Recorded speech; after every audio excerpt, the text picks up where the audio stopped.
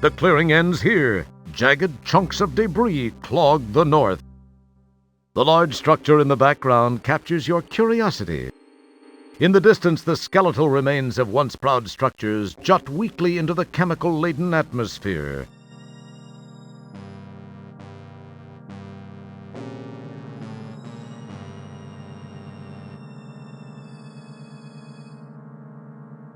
You stand centrally located in perhaps the only debris-clear area on the surface of this city.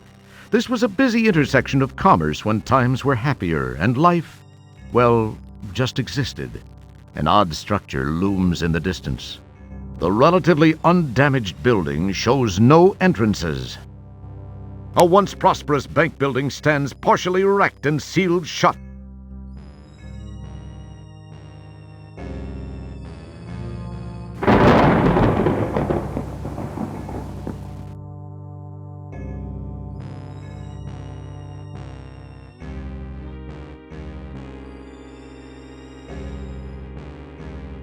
It's very pleasant looking. You don't need to look at that. You can't do that. This is the only form of actual life that you've seen here. Its clothes are tattered, and a grotesque metal contraption is clamped to its head, which serves to hold the eyelids permanently open. He seems to be unaware of your existence, as though he is controlled by some other consciousness. Being downwind of the cyborg, you are very aware that it smells like a slice of luncheon meat that's been walking around in the sun too long. Not with your tongue.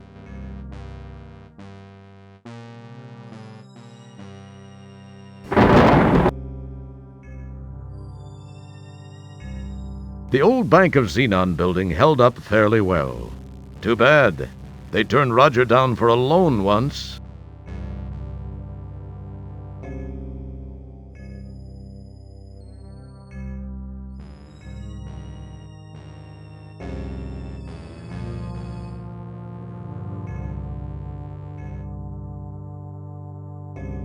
The huge building supports miraculously still stand. The structural warpage and the enormous gaping hole indicate a violent end for this corroding battle machine.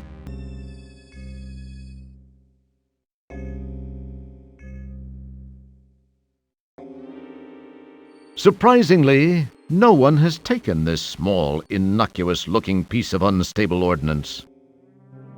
Okay, you now have the unstable ordnance. Remember, it was your idea. Good luck.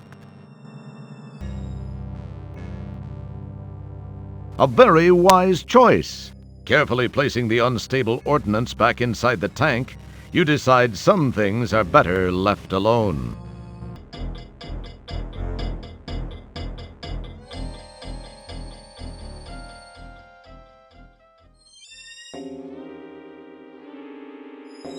A quick inspection reveals nothing of interest other than a glove box. This sealed, battered building is the last one standing in the southwestern area. The place is a mess. Dangerous terrain prevents travel to the south.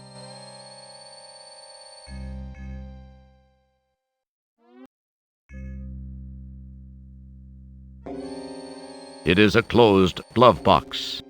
The interior of the air car sports many broken gauges and instruments, as well as a glove box. It looks like a genuine Pocket Pal portable terminal.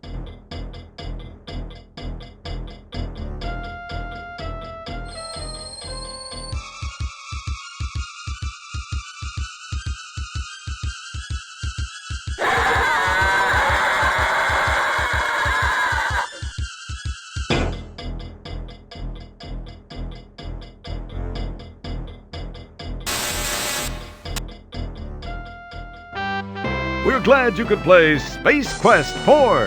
As usual, you've been a real pantload. After taking a quick look around to reassure yourself that the place is as dead as it looks, you snitch the Pocket Pal laptop.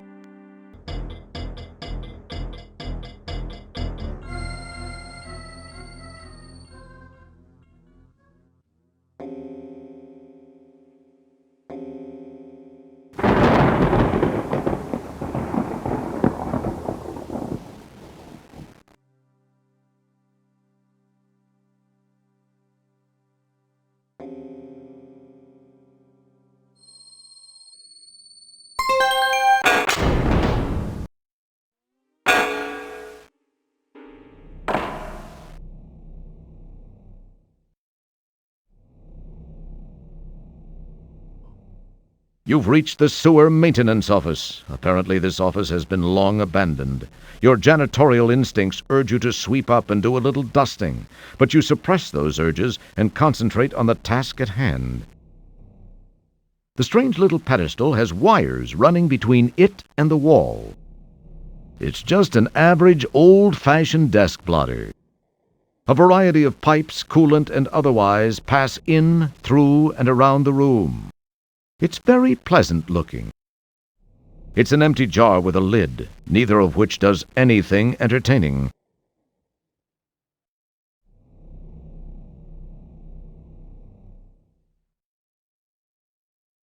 You take the jar into custody. Ah, a button. Perhaps I'll give it a press.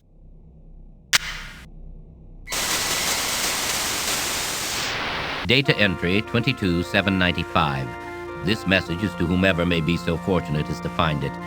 I am Professor Lloyd, lead designer of the Xenon supercomputer project, the ultimate in artificial intelligence. The computer was designed to enhance our lives, but instead ended up being the ruin of us all. We made the mistake of tying it into the most important facets of our existence here on Xenon, including our weather control and defense systems. It seemed like a sound idea at the time, and all proceeded well for about 3 years. It was around then that a deep space salvage operation recovered what appeared to be some sort of antiquated data storage unit contained in a flimsy cardboard box on which the words "Leisure Suit Larry" were imprinted. On its back was the picture of a not particularly wholesome gentleman, but that's another story. My counterparts exhibited shameful behavior as they tore open the box to get at its contents. I could not understand the commotion it generated. The data was uploaded into the supercomputer for analysis. As a result, a crippling virus spread through the machine like a bad social disease. All control of the computer was lost. All screens went blank. Then these words were displayed by the monitors and uttered by the vocal outputs. Wilco must pay. From that day forth, the possessed computer waged war on the inhabitants of Xenon, using our own weapons against us. Some managed to escape to other planets. Those of us who remained stayed to fight the machines and robots under its control. It was a bloody war. Those of us that were not killed were taken captive and modified. These cyborgs infiltrated the loyal ranks of resistance, rooting out almost all of our hiding places and exposing us to the mechanical menace. Some of these poor souls still wander the streets. As of this recording, we are down to only a handful of rebels. My health is deteriorating rapidly. To make matters worse, I've just learned that the computer has unraveled the mysteries of time travel. I've sent my 2 best men to attempt to steal this new technology. If you are not a machine, then perhaps they were successful. Please realize, you are Xenon's last hope.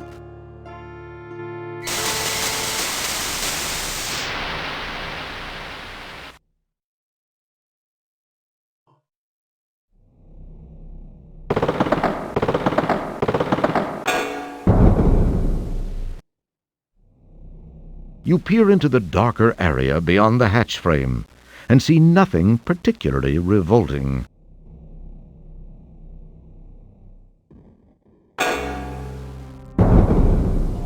Oh no! The door has shut and there's no way back. What are you going to do now?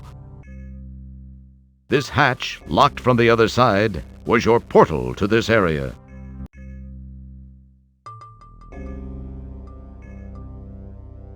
You extract the portable power pellet from the back of the bunny's polyplastoid torso. You plug the mobile power cylinder into the laptop. Your pocket pal now has power. Now all you need is a place to use it.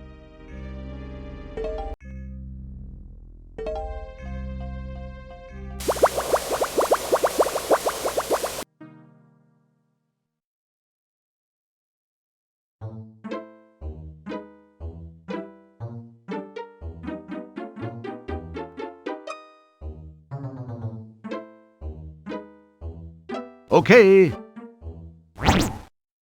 You scoop up the slimy secretion. Better get away now before it scoops you up.